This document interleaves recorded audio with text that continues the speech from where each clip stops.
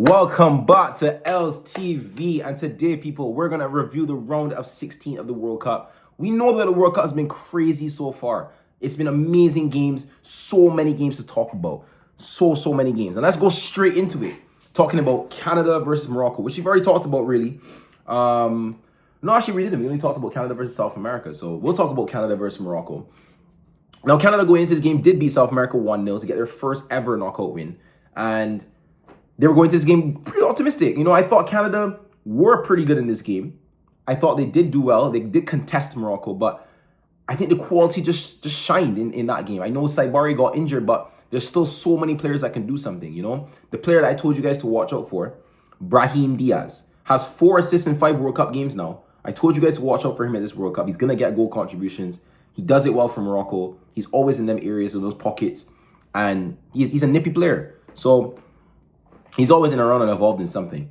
So he did get those 2 assists in that game. And yeah, Morocco won 3-0. Owani got the 2 goals as well. And then the striker that came off the bench for Saibari also did score in the last minute. So that's 3-0 to Morocco. And they will be playing my side, the France, in the quarterfinals of the World Cup. It was a good win for Morocco, as I said. I thought they were pretty poor in the first half, but they did show up in the second half. They fixed it up. They scored pretty quickly in the second half to really, settle any moments that Canada could have got back into the game. Although they did have a few moments, like Jonathan David, I thought was really poor. I think he had a really poor tournament. I know he scored a hat trick versus Qatar, but when the lights are too bright, Jonathan David just isn't there. He's just not doing his thing, bro. I don't know. Fabrizio was trying to get this guy a move for years and time, and just got to Juventus. Didn't really do too well there. Goes to this World Cup. Not really anything. I'll be honest. I thought Canada's attackers in this World Cup were not that great. And they need to do more next time. And they're all young enough that they're probably going to be at the next World Cup, presuming they do qualify. And they did lose out that Flores guy as well that got injured. So that was a big loss for them in my eyes. And Davies not being fit as well is a big thing. And I think if those 2 players were there, they probably could have got something out of this game. Let's be honest. In that first half, if Canada had Davies on full fitness and that Flores guy, that was the guy from Arsenal's academy that plays in, I think he plays in Mexico now or something.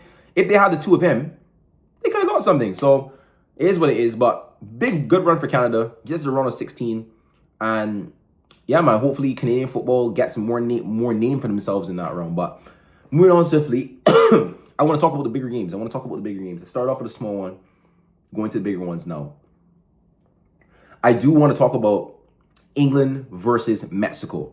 Now, this was a very, very interesting game. Everyone going into this game saying that the altitude is so much. England have no chance. Mexico haven't lost in 13 years in Aztec. 13 years. And England did come out with a win in this game. And it was a pretty even game for most of it. There were moments where Mexico should have probably taken the lead, but England came out. Jude Bellingham and Harry Kane worked together so well in this game to get England something. I don't think England played that great to score 3 goals, but the mental fortitude of those players is what got them there. Jude Bellingham, I thought was unbelievable. I genuinely thought Jude Bellingham was unbelievable. I know he didn't do anything crazy, but in the moments where he did stuff, I thought he was everywhere, making last-ditch tackles, scored 2 goals. 2 goals to get England 2-0 up. In a game where, as I said, everyone's thinking that England's going to have a problem with the altitude. They're not going to do well. They're going to get suffocated by Mexico. And in certain periods, they did, but they dug in. They dug in and got the win. You got to big them up for that. And they even got a red card from Konza as well. And then Raul Jimenez got them back into the game with a penalty while having a red card. And they defended so well. England defended so well. On another day, Mexico win that game. I'm 9 out of 10 sure of that. But in this game, England really did dig in and they got the win. And they got a penalty as well for Anthony Gordon, who I thought as well was great. I thought Anthony Gordon was doing brilliant defensively, and offensively he was always there. Saka as well didn't do so great in the game, but did get another assist, which is crazy. He has 3 assists in 4 games. Saka has 3 assists in 4 games, and no one's talking about it because it's Saka's not doing anything crazy in the game. He's not doing anything really. He just gets the assist, gets taken off. Gets the assist in the last few minutes of the game. Because he can't start games right now because Madueke has to start because Saka's not fully fit. But There's even that. Like, Saka's not fully fit. Declan Rice is not fully fit because Arteta's been killing these man, bro. And they're losing their right backs from Reece James, Livramento, and they got a red card from their other right back. Jed Spence had to come in and he's not fully fit. You know, a lot of things were against England in this game, and for them to come out with a win is huge. You know, I respect England as a country, as people, but I just don't like the English team, bro. Like, in a sense where I feel like there's a lot of arrogance that does not need to be there. Like, you haven't actually won a World Cup in any recent time. Why are you guys acting like you should win every single World Cup? That should not be the case. But if you do win this World Cup, big you up, man. Big up England, man. If you win it, if anybody that wins this World Cup deserves to win it. As we'll talk about the other games that are coming up, but it's a deserved win if you win these ones. Maybe not Argentina, but we'll get into that. But yeah, man. So big up England for that huge win. They're going to play the team I'm going to talk about next, Norway, in the next round. So that's going to be a spicy game, you know. Like, this is a team that England would probably lose to. So if they're going to win this game, it shows that they're serious. And I think Tuchel's a tournament manager. I've been saying this before the tournament. Tuchel is one to watch out for, not because of his selection, how he plays football, but he just knows how to get a win in a tournament. We saw the Champions League team with Chelsea. That team should not have won the Champions League. Or not should not have won it. Was not the best team in the Champions League. But they got a win. They got through. So big up Tuchel for that, man. But moving on swiftly, as I said, Norway versus Brazil. Brazil are out. Like, Brazil are out. And they went out to Norway, a team that has never been in the knockouts. First World Cup in 28 years. And that Brazil team lost to Norway because of one man and one man only, Erling Haaland. Erling Haaland is a joke, bro. This brother is crazy. This guy is so good, bro. Like, he doesn't need a bunch of chances. One shot, bang. This World Cup, he scored in every single game. He has 61 goals or 60 goals in 53 or 54 games for Norway. That is bro, how does he have more goals than games for his country? Are we not deeping that? This is a guy that scored 9 goals in a game, by the way. Like, we can't forget that. Years ago, remember when Erling Haaland scored 9 goals in a game? That's not normal, bro. Like, I don't care if it's a tap in or not. You have to be there. For him to be scoring all those goals and being in those positions, he has to have some sort of mental... Like, he's so good. He's just so good, bro. He's so good. I hate that he plays for Man City. I hate that he plays for Man City, but he basically knocked out Brazil in this game. And I thought Brazil were underwhelming for majority of this tournament. I know Vinny Jr. was doing his thing. I know Bruno Guimaraes was doing his thing, who did miss a penalty in this game. Another stutter penalty. Stop doing the stutter penalties. It's not working. Stop doing it. Just hit the ball. Just hit the fucking ball. Like, I'm tired of these stutter penalties, bro. But yeah, he did miss a penalty in this game, but he was good in the World Cup. And I thought Ancelotti really made mistakes with certain selections. You know, I thought that João Pedro not going at all was crazy to me. Like, I think Neymar should have been there, but João Pedro not going at all is crazy because when you're 1-0 down against Norway, you look to bring on Neymar, who's not fully fit. And yes, he did score a penalty at the end, and he wasn't terrible when he came on, but you want a fully fit guy like João Pedro, who's in form, to come on and make a difference. And there just wasn't that. I know Endrick came on, had that 1v1 chance, but like, I don't feel you're utilizing him in the right way. Why'd you bring on Neymar to play up front? Why not, if you're going to play someone up front, why not just bring out Igor Thiago? You know, why'd you start Martinelli at cam? When has Martinelli ever played at cam? Ever. Literally ever. Why are you playing him there? Just play Neymar at the start for 60 minutes. Because Paqueta was injured. You know, you don't have to start Martinelli. Get Martinelli, come off the bench. You know, you can even move Vinny up front or something like that. Like, there's so many different things you can put Martinelli on the right. Put Martinelli up front, actually. Put Martinelli up front. I would even prefer that because he can play up front as well. And do that. I know Cunha's in form. I'm saying, like, as a sub, like, if Cunha's not doing well, sub him or put Martinelli up front if you don't want to bring out Igor Thiago and do something and see what you could do there. But I thought it was a tactical blunder from him, man. I thought that he could have done better, but Norway deserved to be into the quarterfinals against England. They deserve it. They played well enough, and they are the dark horse, it looks like, because another team I'll talk about after, Colombia, they're gone. I thought Colombia were my dark horse, but they're out. So Norway really could be the one that we're not expecting to do well, but do really well. Like, if they beat England, they're in a semi-final of the World Cup. You deep that. Norway are in a semi-final of the World Cup if they beat England. That is crazy, bro. That is crazy. In your first World Cup in 28 years. That's not normal, bro. But yeah, big up Norway. And disappointing for Brazil, man. Disappointing for Brazil. But it's good that Neymar got a goal at least. I know it's a penalty and all, but at least it's a goal. But moving on, so if you're going to talk about Spain versus Portugal.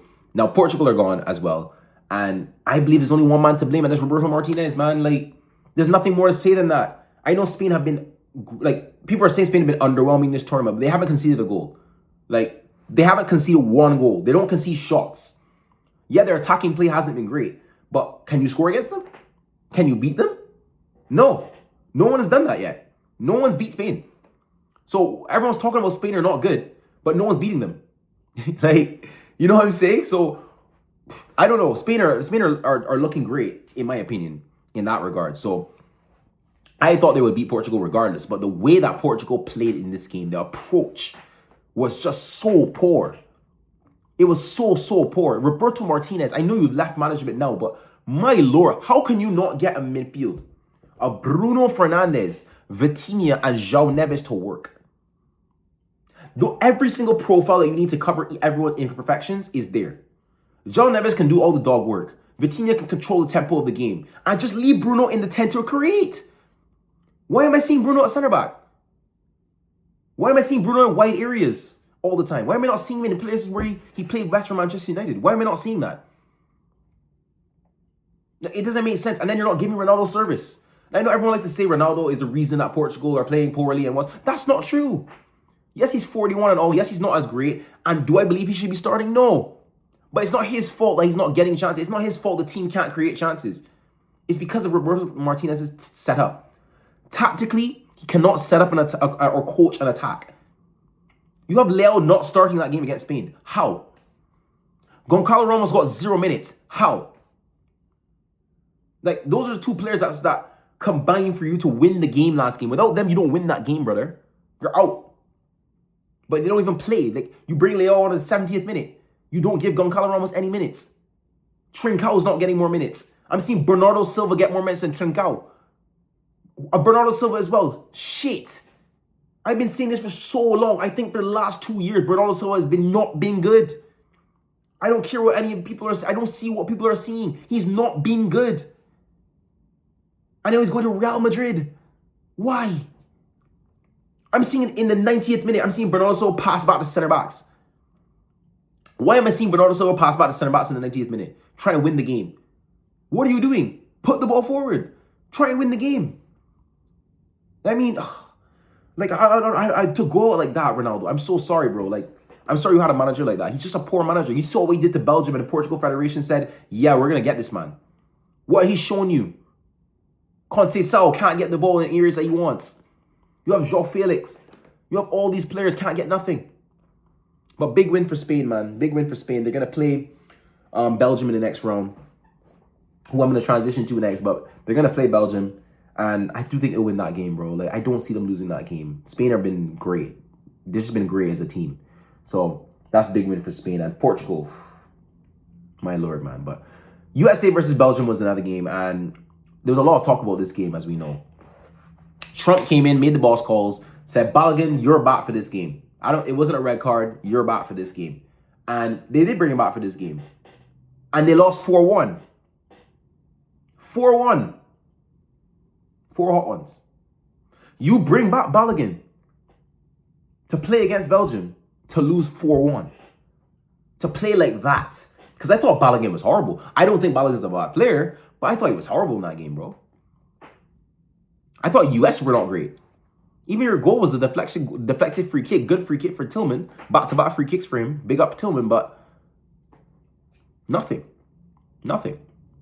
Belgium, ever since that time that we said Belgium are shit, right up before they play Senegal, bro, they've been scoring goals. Lukaku scored 3 games in a row. Trossard's been getting GA. De Ketelaere even scored 2 goals versus US. Belgium been looking good. Let's be real, guys. Belgium have turned it around. They have a chance versus Spain. Do I think they'll win? No. But they have a chance. It's interesting to see, but the US, man, you guys, all the 3 host nations went out in the same round. That can't be the case, bro. One of you have to make it through. Fuck.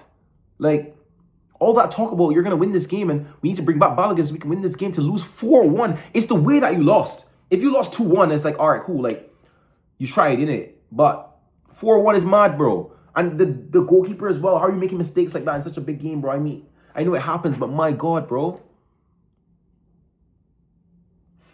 4-1, man. 4-1. 4-1. Crazy, man. But big up Belgium. Big up Lukaku as well. Because a lot of people talk on Lukaku's name. I don't think Lukaku's shit. I don't think that he's amazing and this world-class striker, but I think he's an elite player, bro. Because he does just score goals. You can't be shit and score that many goals, bro. It's not possible. It's not possible. You can't be bad at the game of football and score so many goals. You can't score 3 World Cup games off the bench back to back to back to back and be shit. I'm sorry. And all the goals were good too. You know, it's not like they were shit goals. It's to get them back into the game, seal off a game. They're important goals. So big up Lukaku, bro. Big up Lukaku and big up Belgium for that. But I do think it'll go in the next round, though. It's long in it. But moving on swiftly, we have France, my team, versus Paraguay. The racist... Oh. Listen, that Paraguay president, I have a message for you. I might even clip this. Paraguay president, I have a message for you. You're a racist piece of shit. Because what are you doing coming out saying that Mbappe is not really from France and he can't read and write and you come from a generation of calling people monkey, N-words and what's not? Shut up, bro. You lost the game. You played shit in that game as well, by the way. Paraguay did not come to win that game. You know, people are going to talk about, oh, France were not that great in the game. They can be got at. We saw with Paraguay. Brother, they played a 5-4-1 and put everyone behind the ball. They didn't do anything. What do you want us to do other than score a penalty in a game like that? Paraguay did nothing in that game. I'm seeing them get on the break and run to the corner flag in the first half and in the second half. How are you running to the corner flag when you're not even 1-0 up? Does that make sense? No, it doesn't make sense. But anyways, we win the game and we're done with that. We're done with that. And then the more racist, Argentina win 3-2 against Egypt in the most corrupted game ever. Corruption at its finest. Corruption at its finest. Because the refereeing in that game is just poor. And I'm going to see refereeing of Argentinians against Morocco now. Because every single referee is fucking Argentinian now, apparently. But Argentina did make the comeback against Egypt. And I thought Egypt really should have won this game, man. Like, you guys capitulated. I know that the refs were bad and what's not. And I agree with you that they were not on your side. But capitulating 3-2 is not just all about refs. You got to do better. It's the truth. It's the truth. It's a harsh reality, but Messi, man. Messi's just Messi, innit? Like, he's a joke, bro. He's a joke. Messi's a joke, man. But I didn't want to go too long. I didn't want to drag you guys out forever, but it's going to be Argentina versus Switzerland because Switzerland did beat Colombia. I didn't really talk about that game, but it was a 0-0. Switzerland won on penalties. Colombia probably should have won, had a few chances. Nothing really write home about.